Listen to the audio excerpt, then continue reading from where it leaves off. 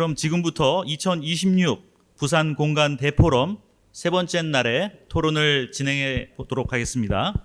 네, 반갑습니다. 총괄건축가 맡고 있는 우신고입니다.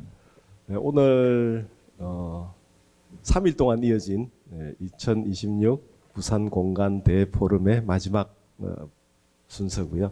그래서 오늘 3일 동안 아까 우리 임기택 교수님께서도 말씀해 주셨지만 그 첫째 날에 이제 유현준 교수가 이제 도시의 미래 방향성에 대해서 말씀을 해주셨고, 어제는 이제 도시건축 통합계획으로 어떤 그 지구 단위, 단지 지구 단위에서 단지보다는 조금 더 큰 지구 단위에서 말씀을 해주셨고요.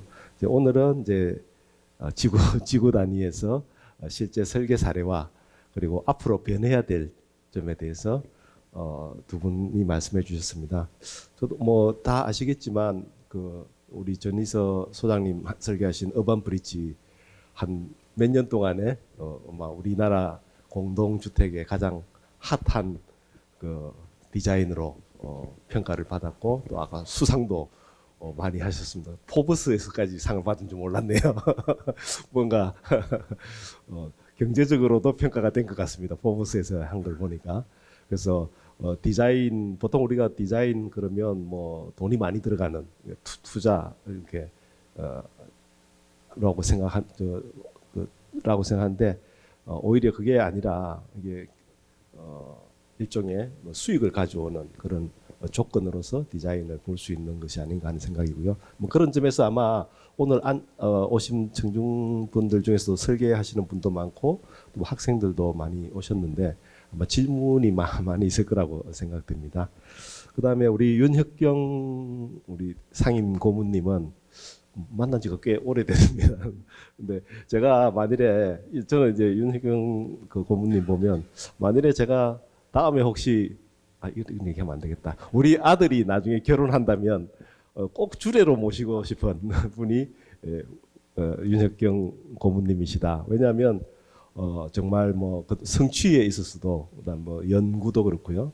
그다음에 업무가 서울시 공무원으로서도 정말 성공적인 캐리어를 하셨고, 또 정년퇴직보다도 훨씬 빨리 나오셔서 또 실제 설계사무소에서 실무를 실제로 하셨고, 그리고 뭐 그런 것뿐만 아니라 공공적으로도 여러 공공 프로젝트의 MA나 MP로서 활동을 많이 하셨고, 또 그 이외에 이제 실제 가정생활이나 아까 손자 말씀하셨지만 자녀분도 많으시고 손자분도 많으시고 굉장히 다복한 그런 그래서 저는 뭐 한 사람의 인생이 이렇게 풍부하고 다양해도 되나 이런 생각을 늘 우리 그 고문님 그 페이스북 이런 걸 보면서 굉장히 부러워하고 또 존경하는 마음을 가지고 있습니다. 그래서 또 오늘 이제 발표하신 내용이 이제 지금까지 아까 해왔던 것이라면 향후에 정말 우리 도시가 혹은 가장 많은 주거 유형인 아파트가 어떻게 변해야 될 것인가 하는 점에 대해서 오늘 굉장히 정말 큰 키워드를 던져주셨다고 생각이 되고, 가능하면 그걸 이룰 수 있는 방법을 좀 찾아내면 좋겠다 하는 생각을 가집니다. 그래서 오늘 이제 제가 간단하게 두 분께 질문을 한 두 가지씩 정도 드리고, 시간이 상당히 많이 남아 있으니까 그 플로어에 계신 분들의 질문들을 또 받아보도록 하겠습니다. 그렇죠? 전희서 그 대표님 그 설계하신 그 어반 브릿지를 보면서 저는 이거 정말 우리나라에 이런 게 가능해? 이런 생각을 그 아파트 그 잡지에서 보고 이런 게 우리나라에서 가능한가? 이런 의문을 가졌습니다. 그래서 정말 뭐 둘 중에 하나겠다. 정말 돈이 많이 넣은 미관에서 정말 돈을 많이 넣어서 고급스럽게 만들었거나 아니면 정말 공공적인 그런 프로젝트라고 생각을 했는데요. 특히 이제 그 프로젝트를 보면서 이거는 그냥 건축 디자인이라기보다는 소셜 디자인에 가깝지 않냐 이런 생각을 많이 했습니다. 그래서 혹시 그 설계를 하실 때 어떤 아까는 굉장히 그 구체적인 사례를 말씀하셨는데 혹시 어떤 이론적인 어떤 그걸 가지고 계셨는지 아니면 어떤 누군가의 생각이라든지 참고 레퍼런스 같은 것들이 있었는지 그런 것들을 일단 먼저 한번 여쭤보고 싶습니다. 레퍼런스란 참고는 없었습니다.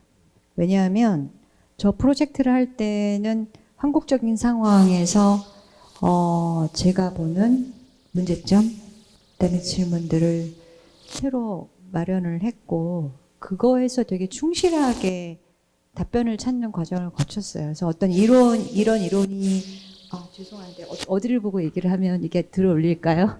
이쪽을 보고 해야 될까요?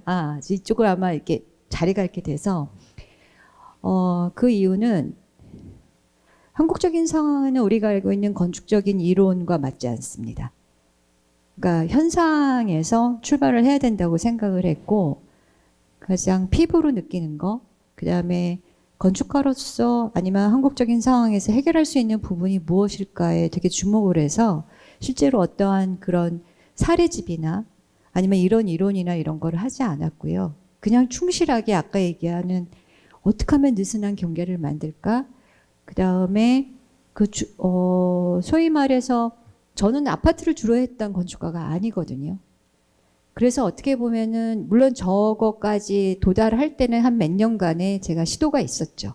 그러니까 공동주택에 대한 현상 공모를 계속 참여를 했었고, 요거 직전에 1블럭에서 3등을 했었거든요. 그리고 이제 10블럭의 두 번째 한 2개월 차로 다시 해서 이제 당선이 됐던 케이스긴 한데, 그렇기 때문에 아파트를 주로 하지 않았던 건축가여서 되게 순수하게 볼 수 있었던 것 같아요. 실질적으로 어떤 문제점이 있고 어떻게든 이걸 풀어보려고 했고, 그 다음에 주동 계획에서 왜 주동 시스템만으로 왜 우리는 공간 조직을 못 만들어낼까? 그래서 질문에는 제가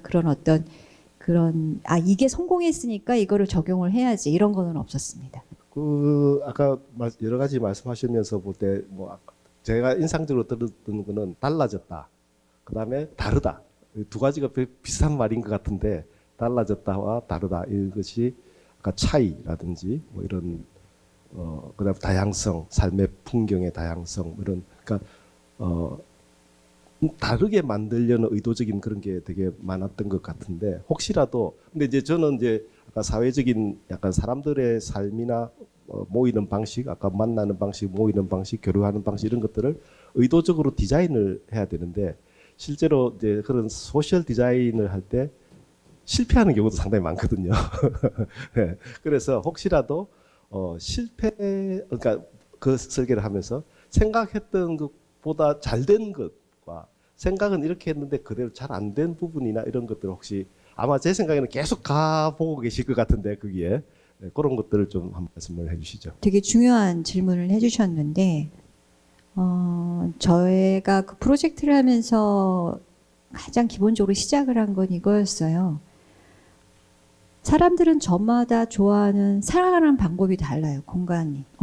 그래서 근데 어떤 공간에 이 사람이 이걸로 찾고 저 사람이 저렇게 찾고 근데 그게 누적이 되는 공간들이 있는 것 같아요. 그러면 자연스럽게 거기에는 비슷한 라이프 사이클을 가진 사람이거나 좋아하는 기호가 모이거나 하는 장소가 형성될 거라고 생각이 되거든요. 그래서 실제로 아까 공유소라고 하는 특정되지 않는 공간들이 사실은 많이 있어요. 거기 존재하는데 지난번에 주민들을 만나 뵀을 때 그걸 어떻게 쓸지 잘 모르겠다고 얘기를 하시더라고요. 왜 그런 게 여기 있는지 이렇게 비어져 있는데 근데 실제로 저희는 아까 윤혁경 쌤이 얘기하신 것처럼 저희 이 현상 설계를 할 때 지침에 되게 어려운 부분이 하나 있던 게 거기를 운영하는 운영 주체 그것까지 사실은 다 제출하게 돼 있어요. 그래서 저희는 오늘 발표는 안 했지만 그 공간들이 어떻게 쓸 수 있겠다라는 가능성, 잠재성은 사실 다 분석을 했었어요. 근데 거버넌스를 구축을 하게 돼 있는데 실제로 아파트를 가봤더니 아직 그게 구축이 안 돼 있더라고요. 그러니까 좋은 장소를 제공해 줬는데 또 불구하고 그렇게 어떻게 왜냐면 써본 적이 없어서 우리 주민들이 그런 공간에 노출돼 본 적이 없는 거예요. 그래서 내가 이렇게 쓸 수 있는 공간이 많음에도 왜 이게 특정되어지지 않은 공간에 대해서는 반응하지 못하시고 계시더라고요. 그래서 그게 조금 안타까워서 그게 안타까운 지점이었고 또 하나는 그런 장소와 공간은 절대 빨리 만들어지지 않거든요. 근데 우리는 기다리지 못해요. 그 시간의 축적이나 흔적을 따라주지를 않고 있다라는 거. 그래서 사실 이미 그런 거는 많이 제공이 되어 있고 그거를 쓰이는 방법에 대해서 노출이 좀 된다면 아까 제가 마지막 보여준 사진이 있잖아요. 그게 이제 작가가 찍은 사진인데 저희가 하나도 연출한 사진이 아니거든요. 거기에 아이들이 진짜 놀고 있는 사진을 찍은 거고 저는 모르죠. 사진 작가가 찍어왔는데 전 너무 그런 장면들이 좋았어요. 거기가 어떻게 쓰이고 있는지. 그래서 건축가가 해야 할 일은 그렇게 잠재성을 가진 공간을 이렇게 만들어주는 거. 그게 도시에서 많아지면 도시는 좋아질 것 같아요. 다만 이제 말씀하신 것처럼 제가 가장 중요하게 생각했던 그 의도가 아직은 그 단계까지 가지 못하고 있는 단점은 갖고 있더라. 그래서 그게 이제 거버넌스가 사실 형성이 되고 그것까지 아까 운영하는 말씀하신 것처럼 사실 사전에 만나 뵙지 않았거든요. 근데 제가 오늘 발표하지 않은 그 다음을 딱 얘기를 해주시더라고요. 그래서 그런 점은 좀 아쉬웠습니다. 네. 그래서 아까 뭐 여러 가지 시설들, 뭐 어린이집, 옆 인근 단지하고 연결된 어린이집, 인근 단지하고 연결되는 그 경로당, 뭐 이런 것들이 어떻게 보면 아까 윤혁경 고문님 말씀하시는 어떤 돌봄, 통합 돌봄의 그 플랫폼, 뭐 공간 장치 이런 것들로라고 볼 수도 있을 것 같아요. 그래서 제 생각에는 근데 이제 아까 어반 브릿지처럼 그렇게 정말 정말 디자인 의도대로 처음에 아마 설계하실 때 의도가 거의 대부분 그저 한 90% 이상 반영이 된 것으로 이제 결과물이 나왔는데 사실 우리나라에서는 굉장히 이례적인 상황인 것 같고 그래서 한 가지만 더 질문을 드리면 어떻게 그것이 가능했는가? 어떻게 공모전에 제출했던 그 디자인이 끝까지 변하지 않고 뭐 창문 몇 개만 바뀌고 그렇게 할 수 있었던 원인은 무엇인가? 그리고 그게 할 수 있는 원인이 앞으로 그런 것들이 작품들 그런 사례들이 많이 나오려면 어떤 부분이 바뀌었으면 좋을까? 이런 것까지 한번 정리를 해주시죠. 제가 발표를 할 때 처음에 한국의 아파트는 굉장히 시장의 언어에 가장 영향을 많이 받아요. 그래서 저희 어반 브릿지가 일반 분양 아파트임에도 불구하고 되게 사회적인 역할을 하는데 치중이 되어 있지만 보시면 알겠지만 저 아파트가 저게 이제 대림에서 지은 거거든요. 근데 대림에서 지었을 때 저게 일반 분양 아파트라고 사람들이 생각을 못 해요. 그러니까 아크로빌은 아니지만 굉장히 하이 레벨의 어떤 아파트처럼 보이는 거예요.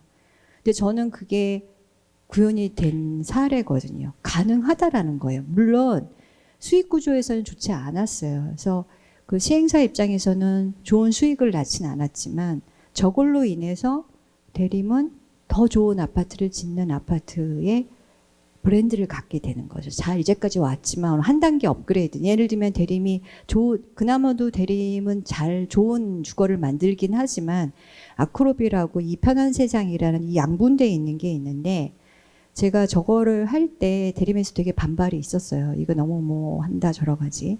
근데 제가 그랬어요. 대림 한 단계 업그레이드 제가 시켜드리겠습니다. 이거 지어지면 대림에서 우리가 알고 있던 분양 아파트의 세계를 다른 걸 하고 있다라는 걸 만들어 드릴 수 있습니다. 라고 그렇게 얘기를 했고요. 또 하나는 저게 구현될 수 있던 가장 큰 이유는 정책이에요. 그러니까 저게 현상 공모에 당선된 저 안으로 하지 않으면 심의가 통과가 안 됐어요. 그러니까 어떤 면에서는 한국에서는 심의 제도는 여러 가지로 문제가 많죠.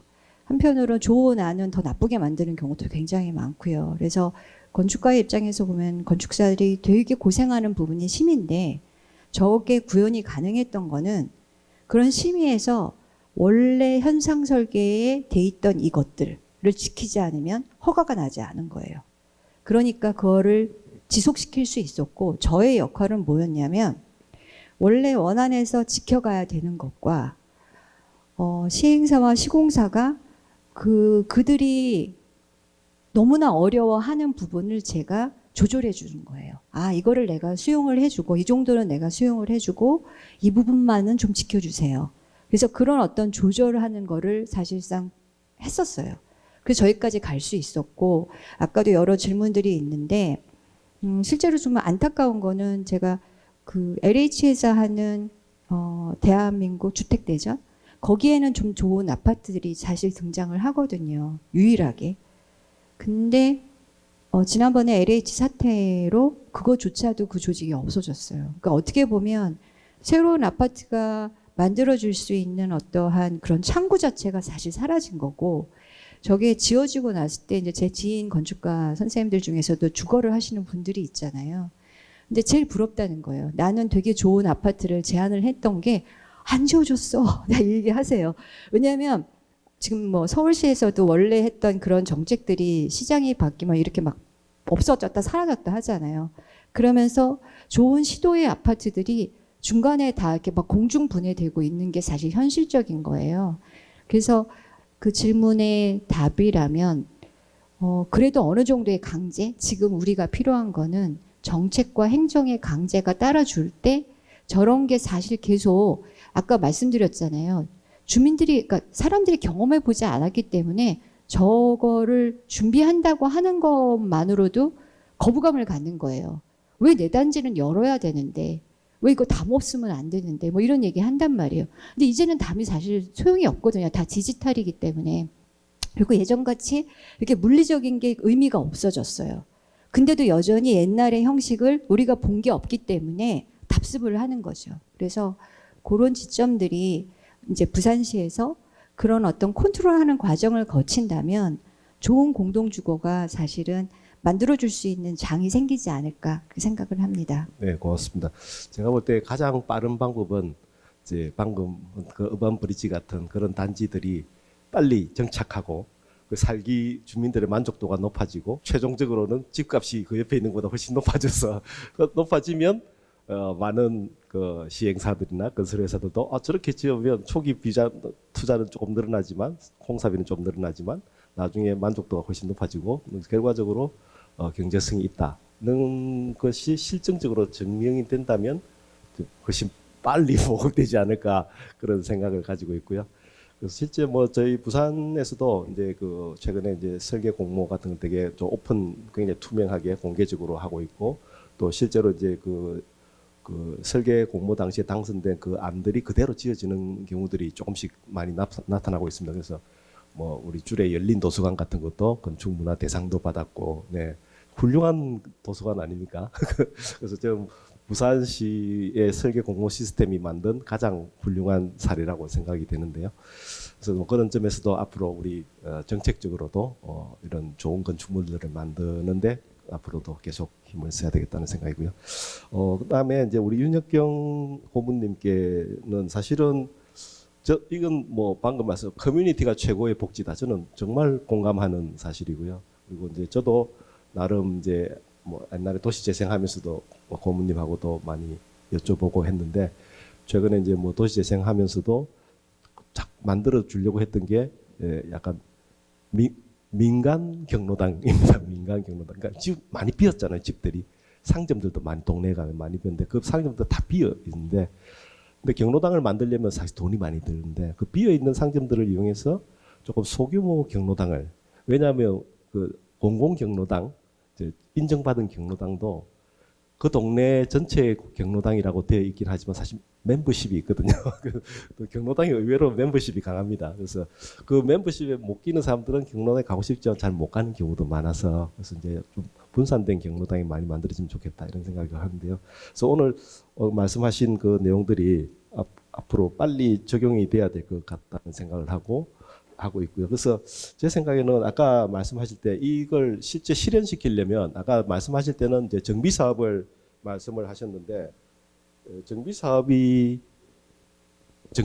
이외의 방법도 혹시 있을 수 있는지 아니면 정비 사업을 한다면 아까만 4제곱킬로미터 정도를 말씀하셨는데 그러면 정비 사업이 여러 개가 한꺼번에 나타나는 그런 지역에서 제일 빨리 될 수는 있을 것 같은데 그런 걸 한다면 아까 말씀하신 민간 기부 체납 방식이라든지 혹은 건폐율이나 용적률의 완화 같은 것 이런 것들 외에도 그게 또 지금 현재는 법적인 것들만 뭐 어린이 놀이터 뭐 이렇게 만들고 있으니까 그 이외에 만든다면 어떤 정도까지를 만들어 줄 수 있을지 한번 여쭤보고 싶습니다. 국가 재정의 문제는 있습니다. 이게 사실 국가가 운영해야 되는 거잖아요. 뭐 어린이집이든 노인정이든 뭐 시니어 센터든지 다 국가가 해야 되거든요. 근데 국가가 할 수 있는 재정의 한계가 있어요. 아까 380조를 썼는데 380조 중에서 약 24%만이 저출산에 쓴 거예요.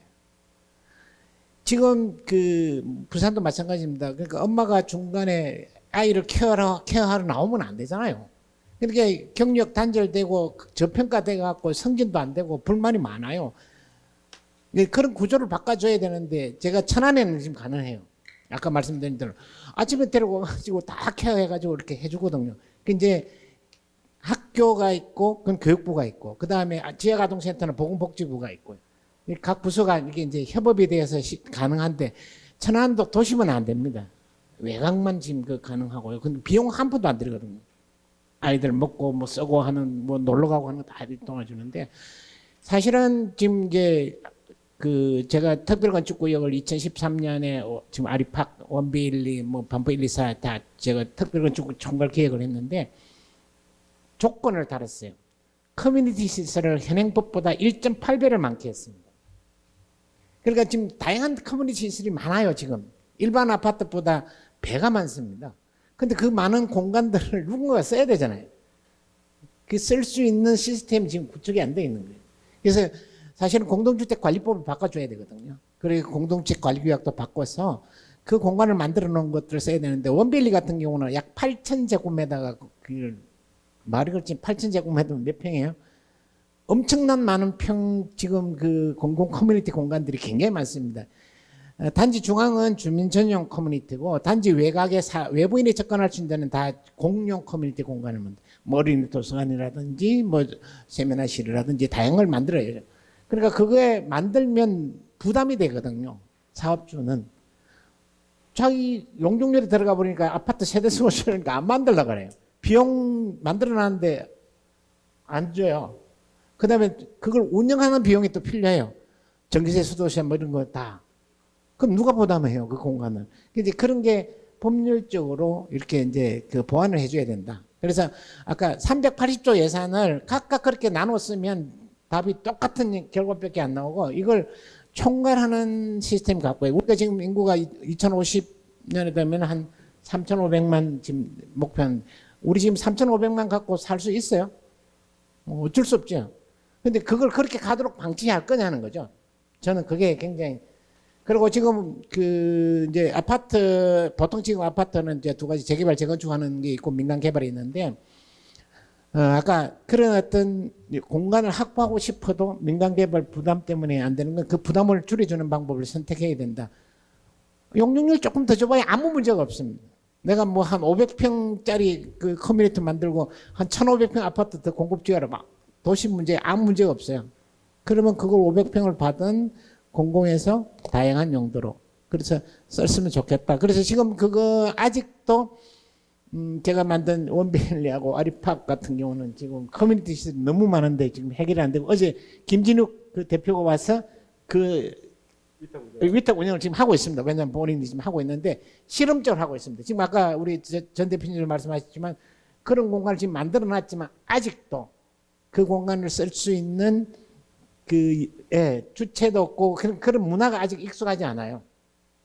그래서 우리 아파트는 문 딱 닫고 들어가 버리면 이게 완전히 개인 생활하는 거잖아요. 공동, 공유, 공동체 이런 개념이 없습니다. 그래서 고민이 참 많이 됩니다. 저도 왜냐하면 아파트 단지를 남들 보기에는 만들 때 뭐 중앙에 큰 광장을 만들어 가지고 아파트 가에 딱 배치해서 하면 딱 눈에 들어올 것 같은데 아까 우리 전 대표님 하는 그걸 저는 해보고 싶거든요.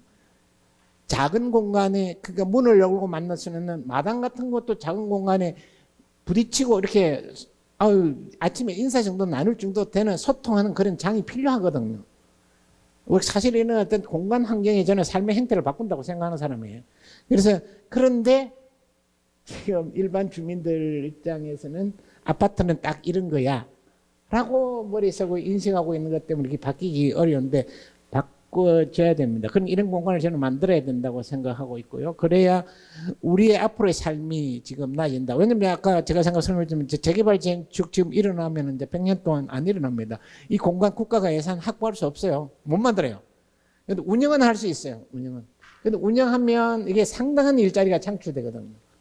돌봄센터 하나 만들면은, 그래서 돌봄센터를 하나 만들면 아이들, 초등학교 학생들 방과 후 수업 관리해 주잖아요. 그럼 뭐 선생 있어야 되죠. 그 다음에 운전기사 있어야 되죠. 그 다음에 요리사 있어요. 영양사 있어야죠. 뭐 엄청난 많은 일자리 창출되거든요. 그래서 380조 예산을 잘 활용하면 저는 가능하다고 보는 사람 중이에요. 근데 이걸 제가 2년 전부터 사실은 지금 주장하고 있는데 아직 아무도 관심을 갖고 있지 않습니다. 네. 네. 그러나 저는 달성될 거라고 기대하고 있습니다. 이게 돼야 되고요. 사실 부산에서도 지금 우리 저 미래공간전략국장님 계시고 하지만 부산에서는 15분 도시를 계속 정책적으로 지금 하고 있습니다. 그래서 실제로 생활 SOC, 뭐 어린이 도서관, 어린이 복합시설, 그다음에 그 어르신들을 액티브들을 위한 하하센터, 뭐 이런 그다음에 뭐 ESG 센터, 일자리를 주는 ESG 센터, 그다음 이런 것들을 계속 지금 확충해 나가고 있는데, 그래서 이제 15분 도시를 향해 계속 가고 있는 중입니다. 그래서 아까 말씀하신 대로 어떻게든 뭐 의도적으로라도 부딪히도록 해야 돼. 만나야 된다. 그래야 뭔가 생사도 확인하고, 그다음 건강 상태도 보고, 어딘가 다쳤는지도 알게 되고, 또 예를 들면 뭐 지나가다가도 무슨 급한 일이 있으면 할 수 있도록 그렇게 해줘야 된다고 생각되는데, 실제로는 오히려 더 분리된 단지로 더 똑같은 평형의 같은 수준의 경제적인 수준의 사람들이 거의 비슷한 연령대가 한 단지를 가득 채우고 있다. 전 세대가. 그래서 그 부분이 좀 이 부딪히게 하는 것을 의도적으로 좀 막아서는 것이 아닌가 하는 생각이고, 그래서 아까 세대 혼합이라고 돼 있는데, 이 세대 혼합을 그러니까 평형만 아까 우리 전희서 소장 말씀 23개 평형을 하면 세대 혼합이 될 수 있는 건지, 아니면 혹은 뭐 그 위에 다른, 예를 들면 분양할 때 예를 들면 나이를 서로 다르게 한다든지 뭐 이런 어떤 방법이 있을까요? 사실 지금 아파트에 우리 옆집에 사는 사람이 자기 집인지 전세 사는지 월세 사는지 알아요? 모를걸요? 그 아이가 초등학교 6학년인지 3학년인지 잘 모르잖아요. 관심이 없어요. 그래서 사실 이제 그 2013년에 제가 특별건 주구역 처음 하면서 원칙 6가지를 만들었어요. 이게 완성으로 둘러싸여 있는 그게 안 된다. 완전히 이거는 야 뭐 난 너네들 달라. 아파트 지면 다 담장 딱 쳐갖고 들어가지 마. 딱 그러잖아요. 둘째는 옆집에 누가 사는지 알아야 돼. 그게 이제 저는 우리가 소셜 믹스를 해야 되고, 주변에 경관하고 어울려야 돼. 뭐 한강이 있거나 공원이 있거나 옆집에 뭐 문화재가 있으면 거기 맞춰서 설계해야 된다고 생각해요. 그 다음에 공유 커뮤니티가 많아야 된다고 생각해서, 그래서 공유 커뮤니티를 1.8배로 했습니다.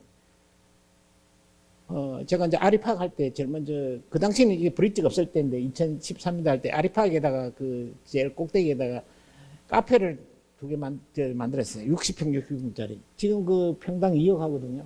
아파트가. 그럼 120평이니까 240억짜리 돈이네. 그 카페를 만들어 놨어요. 막 조합장이 난리가 났지, 이제. 뭐 이런 걸 만들어 가냐고. 2013년도 이야기니까. 펜트하우스는 지금 200억, 250억 합니다. 거기에 만들어 놓은. 그러니까 그런 공간들이 있으면 삶의 질이 높아진다고 설명을 한 거죠. 아까 내가 그 뭐 어린이집 이야기도 했는데 40명짜리만 하면 되는 걸 구청장이 200명을 더해라니까 막 조합장이 난리 날 거 아닙니까? 이게 설계자가 그것도 못 먹는다고. 그런데 그게 필요하다고 설득했거든요. 카페도 만들어야 되는데 그 당시 처음에 저 일종의 이제 북카페 같은 거 만들었거든요. 우리가 그 97년도에 코로나 경험했잖아요. 코로나 경험은 어떻게 해요? 집에 있어 남편들 출근도 안 하고 집에서 있으면 부부하고 부부싸움 막 하거든요. 처음에는 뭐 큰 문제, 커피도 타주고 뭐 하지만 이게 한 달, 2달, 석 달 이거 하면 1년 가면 완전히 이혼 상태로 갑니다. 근데 그런 공간들이 필요해요. 근데 그런 걸 우리 건축가들이 이게 그 아이디어를 갖고 제시를 해줘야 돼요. 그 당시 이제 조건이 좋았던 게 1.8배라는 기준을 갖고 있었기 때문에 그런 다양한 아이디어를 우리가 제시를 했고요.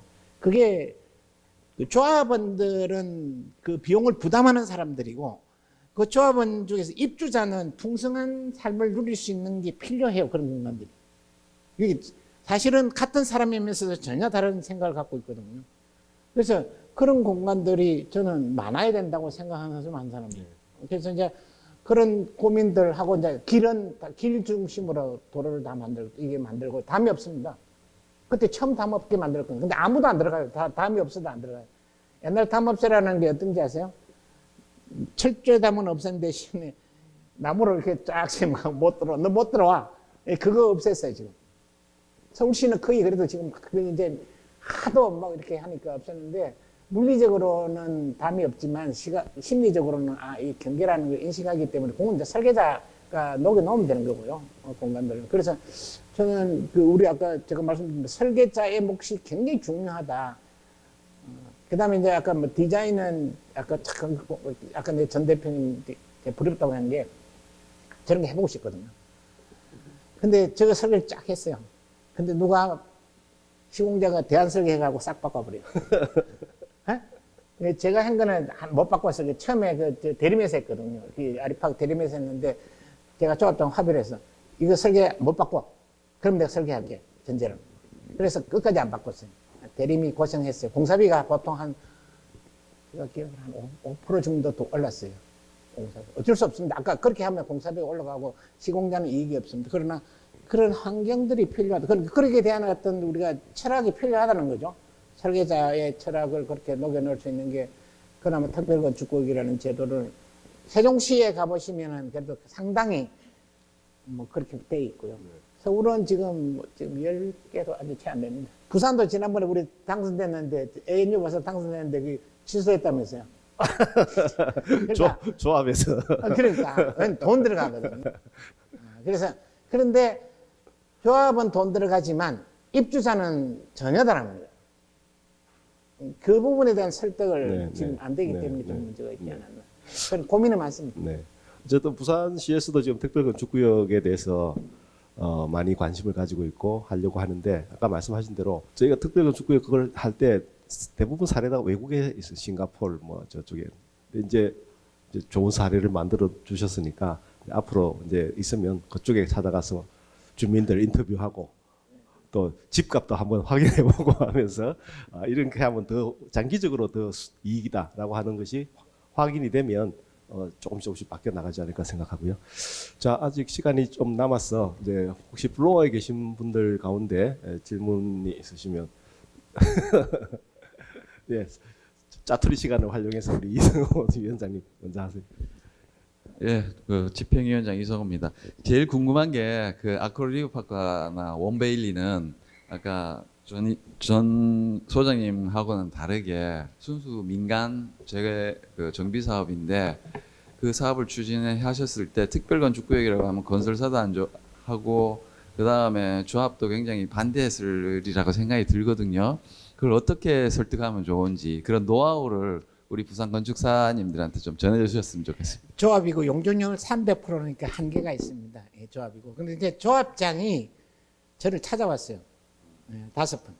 상고 처리한 게 있고 오고 처리했고 제가 이제 조건을 만들어 줬어요. 제가 그분들이 원했던 거는 1700세대를 지었는데 780명이 조합원인데 780명 조합원이 저는 남양에 앉았으면 좋겠다. 그 다음에 한강은 북쪽에 있는데 한강에 적어도 한 60%는 한강을 바라볼 수 있게끔 만들어줬으면 좋겠다. 그래서 그걸 해줄 수 있냐고 저한테 물었어요. 그때 해준다 그랬어요. 지금 이제 1700세대인데 실제 한강 볼 수 있는 게 뭐 와이드하게 보이는 건 아니지만 어떻든 주방에서 보이거나 식탁에서 보일 수 있도록 만든 게 1100세대. 조합은 다 볼 수 있잖아요. 남양 100% 다 지었습니다. 일조권 완화했는데요. 동간거리 완화했는데요. 가능해요? 가능합니다. 그러니까 지금 우리 건축법에 있는 일조권 기준요 최악이거든요. 법에 있는 수치는 최소 기준입니다. 최저 기준은 아니에요. 근데 그거를 원래 일조권 기준 보면은 시뮬레이션을 통해서 2시간 연속 일조되면 할 수 있다고 했는데 아마 그렇게 허가낸 사람은 아무도 안 계실걸요. 예, 그냥 정량적으로 딱 1배, 0.8배. 그렇게 지으면 지금 우리가 용적률 300% 같으면 뒷동에 앉아있는 아파트 3분의 1이 연구업령이에요. 근데 조금만 비키면 1조를 더 추가하고 가능합니다. 남양도 가능합니다. 우리가 경관이 공원이나 한강이나 이게 그 자연 경관을 할 수 있는 공간이 늘어납니다. 설계는 굉장히 복잡하고 힘듭니다. 아까 20몇 개 평면했는데 1700세대에 그 당시 32개 평면 만들었거든요. 그 당시엔 기절한 거죠. 그렇게 만들어야 되니까. 근데 충분히 저는 가능하다고 생각하고 그건 좋은 건축주가 있어야 됩니다. 조합장. 지금 제가 했던 게 지금 그 세개 조합장인데 지금 2개는 준공했고 하나 지금 공사에 있고 반포 조합장들 설득이 가능했고 아까 말씀드린 것처럼 건축가가 이러한 커뮤니티 시설이 필요하고 이런 시설들을 만드는 게 중요하다고 설득을 하면 받아들이는 자세가 되어 있는 거예요. 근데 뭣도 모르는 사람 고집 피우면 안 되는 거죠. 건설사 공사비 많이 공사비는 이제 어차피 뭐 정해져 있는 거니까 조금 올랐는데 내가 봤을 때 그 정상적인 판단을 해보면요. 정상적인 기준으로 보면 설계가 우리가 지금 반포 1, 2, 4는 지금 5,000세대거든요. 평면이 110몇 개 타입입니다. 5,000세대인데 평면이 110개 타입이에요. 그러니까 설계 공사비가 좀 공사비 올라가요. 계산해 보면 한 3%에서 한 5% 정도 올라갈 수 있어요. 근데 이제 모든 아파트 단지를 그렇게 설계할 수는 없고요. 적어도 분양가를 한 5천 이상 받는 데는 그렇게 해도 전혀 관계가 없습니다. 네, 혹시 또 다른 질문? 네, 우리 예, 제가 다른 회의 갔다 오느라고 앞부분을 놓쳐가지고 좀 많이 아쉬운데요. 워낙 유명한 그 아파트라서 뭐 어느 정도는 제가 알고 있습니다. 저 동아대학교에서 학생을 가르치고 있는 이상진입니다. 그 두 가지를 여쭤보고 싶은데요. 보통 이런 어반 브릿지 같이 설계는 하고 싶은데 많이 부딪히는 부분이 사업성이 안 나온다. 특히 이제 남향에 대한 것 때문에 어쨌든 거기에 맞추다 보니까 주동이 삐뚤삐뚤 해줄 수밖에 없고, 그 다음에 두 번째 도로에서 이제 도로하고는 전혀 관계없이 그냥 배치가 돼 버리다 보니까 결국은 건물이 저 아파트가 좀 도시 경관하고는 전혀 관계없이 그냥 놓여지고, 그게 지금 현재 지어지는 건물의 거의 90% 이상을 차지하고 있으니까 사실 부산 같은 경우는 그게 제일 큰 딜레마거든요. 그러면 과연 이게 어차피 여기서도 똑같이 남향에 대한 문제가 있었을 거고 거기에 대한 요구가 있었을 거고, 그러다 보면 저 주동을 정형화시키는 데 있어서 그런 부분들이 안에 내부 공간하고 이제 부딪히는 부분들이 아마 많이 특히 사업주하고 그렇게 누가 정확하게 사업주인지 모르겠는데 하여튼 사업주하고 많이 그 부분에 대한 논의가 있었을 거라고 생각합니다. 그런데 이 프로젝트 같은 경우는 현상 설계니까 못 고치니까 이렇게 갔는데, 그러면 다른 일반 민간 프로젝트도 과연 가능할 것인가? 그러면 가능하게 하려 그러면 아예 조례나 이런 걸로 그냥 못을 박아버리면 진짜로 그 방법밖에 없는지, 거기에 대한 거 하나 하고요. 두 번째는 그 아파트 주동 안에 공공공간을 만들라는 시도가 사실은 많이 있었습니다. 오래전에 보면 미국의 세인트루이스의 프루이토 아이고 또는 뭐 이고로 발음하는데요. 짓고 나서 수없이 많은 상을 받았는데 결국은 공공공간을 원래 의도하고는 관계없이 그렇게 사용이 되다 보니까 결국은 그게 나중에는 거기 이제 아파트를 갖다가 없애야 되는 그 시발점이 되고요. 두 번째, 조성용 선생님 상계동 중아파트도 그런 시도를 했는데 결국 그것도 성공적이라고 보기는 조금 어려웠거든요.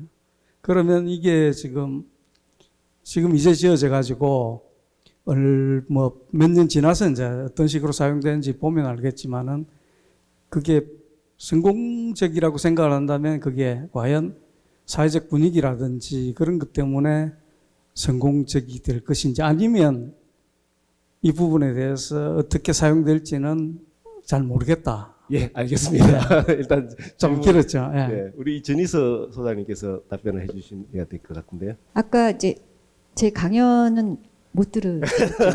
사실 들으셨으면 오늘 이런 질문 안 하셨을 것 같은데, 아까 제일 처음에 제가 모아이 석상을 보여드린 이유가 남양지향주의가 있어요, 한국에는. 그러다 보니까 아까 그 한강뷰가 되게 좋은데도 거기에 거실창을 내지 않거든요. 그게 이제 분양이 안 될까봐. 그래서 어떻게 보면 저는 그게 선분양의 문제라고 생각을 합니다. 저희 아파트는 보시면 알겠지만 동서남북의 뷰를 갖고 있거든요. 나름 이게 남향이 아니지만 실제로 이게 거길 가면 그런 연구 음영이 아니라 사실 더 좋은 게 그 아파트 평형이 갖고 있다면 사실은 그게 좋게 받아들여질 수 있잖아요. 그리고 저희는 층수를 낮췄죠. 대신 높지 않기 때문에 그게 서로 그림자가 비친다고 해도 사실 그렇게 어둡지 않은 거예요. 근데 되게 재미난 얘기가 있어요. 지금 우리가 이제 남향으로 이렇게 배치하는 게 보면 다 지그재그로 배치를 하잖아요. 저희 오빠 얘기예요. 아, 내가 남향에 아파트를 들어갔는데, 야, 우리 집이 남향이 아닌가 봐. 하루 종일 회색이래.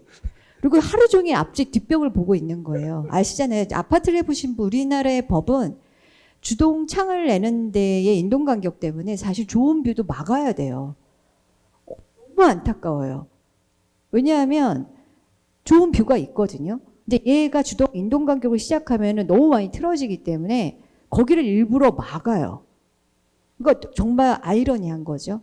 근데 제가 저희 프로젝트는 사실 현상 설계였기 때문에 어느 정도 억셉트된 부분이 있고 강제적으로 그거를 이행하지 않으면 허가 자체가 심의가 통과가 안 되는 강제 조항이 있어서 사실 가능한 부분도 있었고요. 제가 그거를 할 때는 현상에서 아예 제가 접근했던 거는 우리는 이제 예전처럼 왜 세대는 두 가지였어요. 오늘 주로 얘기했던 건 도시와의 관계에서 공동주거가 역할을 어떻게 해야 되는 그 이슈를 얘기했고, 두 번째는 개인의 삶에 집중해보자. 그 얘기 뭐냐면 우리나라의 아파트는 4인 가족 기준이에요. 엄마, 아빠, 그다음에 아이가 둘이 있어.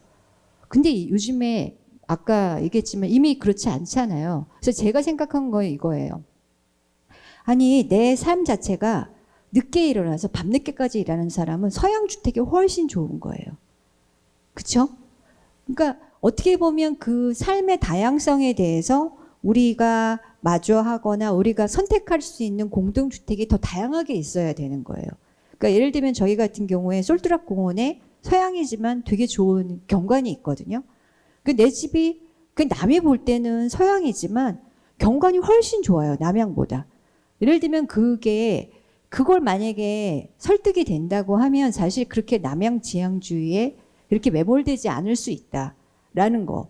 그러니까 그거에 대한 거가 충분히 소화할 수 있는 어떤 다른 대체의 아이디어와 그거가 제시됐을 때는 억셉트가 됐고, 사실 그 문제 때문에 지금 입주자들이 문제 삼거나 이러지는 않거든요. 그래서 그건 답변이 되셨을까 네, 모르겠네요. 네. 네. 자, 그러면 또 혹시 다른 뒤쪽에 저 뒤에. 안녕하세요. 저는 부산 건축사에 있는 정행문 건축사라고 합니다. 고덕 어반 브릿지처럼 이렇게 아파트가 다양성을 추구하면서 이게 실제로 현상 설계에서 당선이 되어서 설계가 되고 시공이 되고 그 입주민들이 이렇게 만족하게 산다는 것만 봐도 이제 우리나라의 어떤 아파트들이 조금 더 다양성을 가질 수 있다는 데 대해서 너무나 깊은 감사를 보내면서 그 중에 이제 제가 여쭙고 싶은 거는 부산의 어떤 아파트 경관에 대한 거를 좀 여쭙고 싶어요.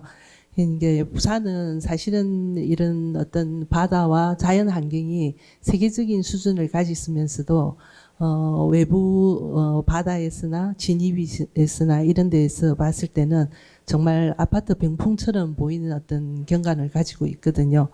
그런 의미에서 부산시의 어떤 공공건축가이신 우리 전민석 건축사님께서는 우리 부산의 어떤 아파트 경관이라든지 이런 부분들이 어떻게 바뀌었으면 좋겠냐는 질문을 좀 드리고 싶고, 저는 개인적인 어떤 소견으로서는 법으로 강하게 규제를 하지 않으면 사실은 어떤 공공의 어떤 동선들, 공원이라든지 보행자 동선이라든지 공개 공지라든지 이런 부분들이 법적인 이내에서밖에 개발업자의 이익에 의해서 그걸 좀 더 열 수 있는 어떤 방법이 있다면 좀 제안을 해주시면 오늘의 어떤 어제에 좀 답이 되지 않을까 싶어서 질문을 드려봅니다. 일단 제가 답변할 건 아닌 것 같은데 일단 저희 이제 부산시에서도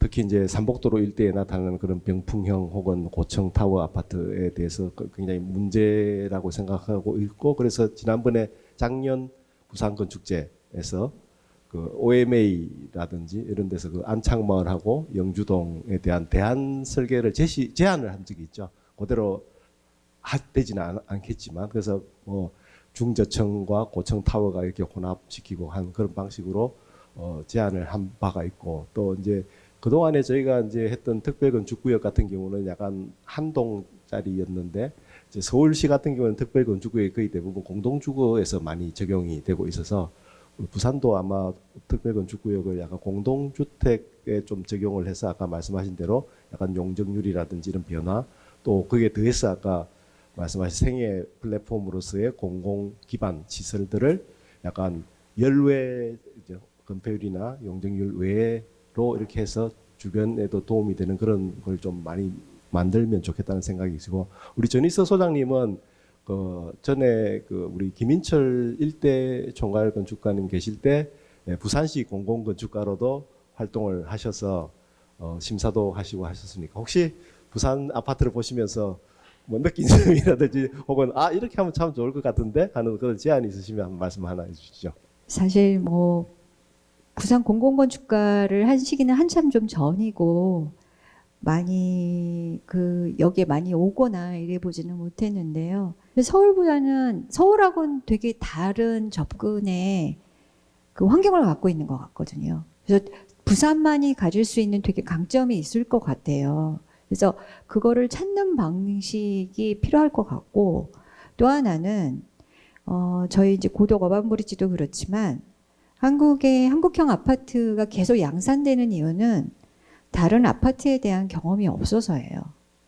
그러니까 결국은 어느 일정 시기는 강제가 필요한 것 같아요. 법적인 강제로 그러한 좋은 아파트를 사람들이 경험할 수 있는 시간을 조금 충분히 줘야 되고 그럴 때는 부산시에서 정책이든 행정이든 플러스 그다음에 재정적 지원이든 이런 게 돼서 그런 사례가 많아지면 사람들이 가장 많이 쉽게 반응하는 건 실제 보는 거거든요. 실제 경험해 보지 않았기 때문에 거부감을 많이 갖는 거예요. 사실 한국형 아파트가 문제가 있는 걸 알지만 선뜻 분양할 때는 또 여전히 거기에 투표를 하고 그 다음에 아시겠지만 시장 논리는 여기 대부분 건축을 하시는 분이 너무 많잖아요. 저희가 고민을 할 때 돈에 포커스를 하지 않죠. 삶에 포커스를 하고 이 사람들의 경험에 포커스를 하는데 그게 돈을 환산을 하는 주체가 그거를 이끌어 나가기 시작을 하면 상위 개념의 가치는 사실 상대적으로 죽어버릴 수밖에 없어요. 왜냐하면 그들은 시장 논리로 접근을 하고 또한 조합이나 새로 들어오시는 분들도 그쪽으로만 계속 그걸 끌어가거든요. 그러니까 결국은 어떤 일정 시점에 안타깝지만 그리고 강제적인 어떠한 그런 시도와 결과물을 만들어내야 사실 좋은 게 될 수 있고 또 하나는 말씀드린 것처럼 부산이 갖고 있는 도시 모습이 다르잖아요. 전 서울에만 살았으니까. 근데 그거에 맞는 정말 더 좋은 공동주택이 나올 수 있을 것 같아요. 근데 그러려면 그런 장을 마련해 줘야 되거든요. 그게 열릴 수 있고 그런 고민한 설계와 디자인이 세워질 수 있는 그런 어떤 백그라운드가 사실 정책적으로 될 때 아마도 부산은 지금보다 훨씬 더 멋진 도시가 되지 않을까 그렇게 생각을 합니다. 네, 고맙습니다. 아마 첫째 날 유현중 교수도 아마 그런 얘기를 했던 것 같아요. 삼복도 고속도로가 오히려 부산의 더 매력적인 자원이 될 수 있다라고 그렇게 말씀을 하셨던 것 같은데, 그래서 사실 이제 이 부분에 있어서는 어떻게 보면 공공건축의 약간 리더십이랄까요? 뭐 그런 게 좀 필요한 것 같습니다. 아까 SH공사가 했듯이 부산도 약간 도시공사나 이런 데서 조금 정책적으로 좀 해서 한 단지만이라도 일단 만들어보고 시도를 해보는 그런 노력이 필요하지 않을까 하는 생각이 듭니다. 네, 뭐 또 혹시 네. 부산시 서울시도 사진이나 영상을 보면 비슷해 보이는데 도시가 아파트 숲이 돼가지고 지금 이제 서울도 저런 시도가 돼서 서울 경기도 이제 도시 모양이 조금 바뀌고 생활의 질도 좀 바뀌어지기 시작하나 하는 생각을 하는데, 부산의 경우 참 지나가다 보면은 아파트 숲이 그 측벽이나 이런 데만 이렇게 겹쳐서 보이는데 지나가다 보면은 야, 이건 아니다. 그리고 아파트가 도시 전체를 이제 점유해가고 있거든요. 그래서 이것도 좀 시정해야 될 것 같은 생각이 드는데, 뭐 어려운 질문은 시작하고, 그것을 해결할 수 있는 방법이 이제 법으로라고 생각하는 것처럼 특별 건축구역이면 그게 법으로 가능할 것 같거든요. 그러면 그거는 그렇게 안 하면은 허가가 안 되는 거니까. 그래서 법은 있다고 봅니다. 그런데 그것을 부산의 경우 저번에 집중적으로 모집을 해서 한번 이렇게 시민을 하는 것 같이 보였는데, 그거를 어느 때나 지속적으로 할 수 있는지와, 또 서울 경기의 경우도 또 항상 이렇게 제철을 해서 특별 건축구역으로 가게 만들 수만 있다고 하면은 되는 것 같은데, 그게 어렵지 않게 될 수도 있을 것 같은데, 서울 경기도 그렇게 언제나 그렇게 제출해서 그게 특별 건축구역 제한을 받을 수가 있는지, 그거 한번 여쭤보고 싶습니다. 특별건축구역은 세종시가 대부분 했고요. 세종시는 새로운 도시를 만들면서 대부분 다 특별건축구역 설계를 했어요. 왜냐하면 토지를 매각했기 때문에 그 조건에 아까 지금 SHA 마찬가지로 토지를 매각하면서 설계자를 선정해서 그 작품대로 공사하도록 했기 때문에 세종시에 가면 좀 달라 보입니다. 서울도 특별건축구역을 그렇게 많이 하지는 않았습니다. 아파트 단지도. 근데 이제 그 원칙들이 현행건축법을 가지고 현행건축법 일조권 인동거리 다 도로의 높이 제한 이걸 지키면 지금의 아파트를 바꿀 방법이 전혀 없습니다. 오케이. 그거는 뭐 누가 설계를 해도 딱 그렇게밖에 설계할 수가 없어요. 근데 지금 몇 가지 이제 특별건축구역이라고 하더라도 뭐 정말 다 화려하게 할 필요가 없는 거잖아요. 기준을 조금 완화해서 그 공간을 잘 사용하게끔 할 수 있는 방법이, 서울은 지금 신통기획이라는 걸 해서 공공에서 기획해서 한 100개 넘게 했는데 원칙 몇 개 정했어요. 그 자연 경관에 대한 조망은 누군가가 독점해서는 안 된다. 해운대 그 아파트 그게 왜 제일 앞에서가 지가 앞에서 딱 막아서느냐. 지금 우리 보통 아파트를 건축하면 도로변이 제일 높아요. 그렇죠? 근데 사실은 이 도로라고 하는 게 굉장히 중요한 시각 통로예요. 조망 통로예요. 근데 도로변에 있는 건축물이 좀 낮으면, 중앙이 높고 도로에 낮으면 성공권이 생겨요. 시원한 골목이 바람길이 생겨요. 근데 그렇게 하려고 하면 현행 건축법 가까우는 불가능하다. 특별건축구역은 그런 기준을 설계자가 마음대로 쓸 수 있으니까. 물론 이제 마음대로 쓴다고 해서 주변에 피해 주면 안 되는 거잖아요. 그걸 좀 더 나은 여건을, 주거 환경을 만들 수 있어요. 설계자가 조금만 노력하면 저는 가능하다고 봐요. 하루아침에는 안 되겠지만. 근데 그렇게 하면 이제 도로를 중심으로 건물을 낮춰요. 그러면 자동적으로 시각통로 터요. 그 다음에 자연경관, 우산경관 쪽에서는 건물을 낮춰요. 누군가가 건축물이 경관을 독점하지 못하도록 공유할 수 있도록 해주면 돼요. 그런 몇 가지 원칙만 갖고 뭐 특별건축구역에 적용해라. 그러면 나아지지 않을까. 서울은 지금 신통을 110개인가 했는데 대부분 그 원칙을 지키고 막 조망통로, 시각통로를 전부 내라고 했는데 그냥 멀쩡한 단지를 중앙을 자를 수가 없으니까 결국은 도로를 중심으로 건물을 낮추면 이게 하늘이 천공권이 열리잖아요. 그래서 조망통로, 시각통로가 확보되면 도시가 시원해 보입니다. 이미 확보되어 있는 그 공간을 이용해서. 그렇게 할 수 있도록 뭐 과도하게 다 특별건축 다 가락할 수는 없지만 그런 기준을 그래서 법으로 강제하지 않으면 안 합니다. 그건 참 어려울 겁니다. 네, 그럼 답변이 된 것이라고 생각되고요. 혹시 뭐 네, 우리 질문도 세대 혼합이 좀 돼야 되는데.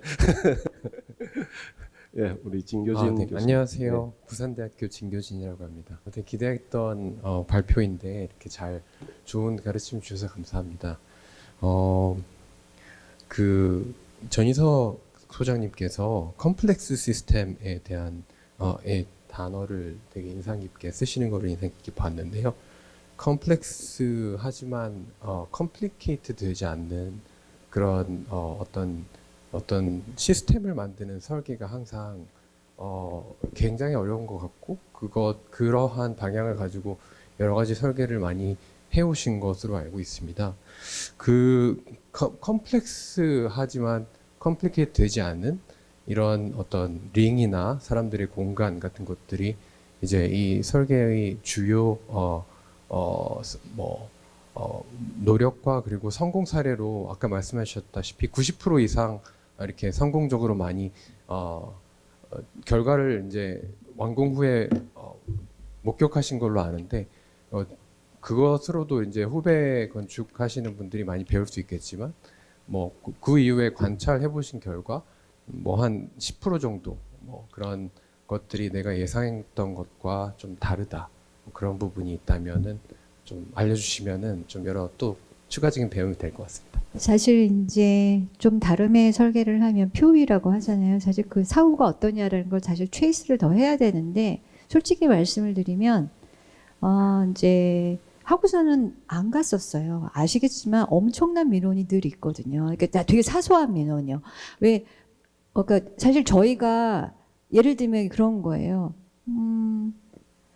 탁구장을 꼭 만들어 줄 필요는 없는데 저희 빈 공간이 있어서 탁구를 치게 탁구장이라고 이렇게 이름을 넣어놨어요.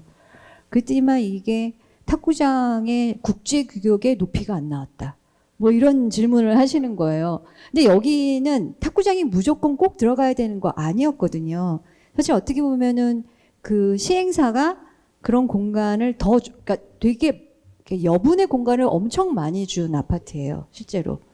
근데 실제 그런 민원들이 들어온다라는 거죠. 그래서 제가 이게 더 원래 의도대로 더 잘 쓰는 그거를 이렇게 반응을 보는 1년 동안은 안 갔어요. 못 갔어요. 왜냐하면 지금은 좀 이제 그거가 이미 뭐 아시겠지만 건축상은 바로 성을 안 주잖아요. 1년쯤 지나서 사람들이 생활을 한 어떤 흔적이 이후에도 괜찮은가라는 걸 가지고 왜냐 현장 실사를 나갈 때 그래서 지금은 이제 그런 어떤 처음에 이제 대부분 민원일이 되게 지역적인 게 많이 있거든요. 사실 많은 편은 아니었는데, 그러니까 제가 아까 엄청 많았다고 하지만 사실은 그런 건 아니고요.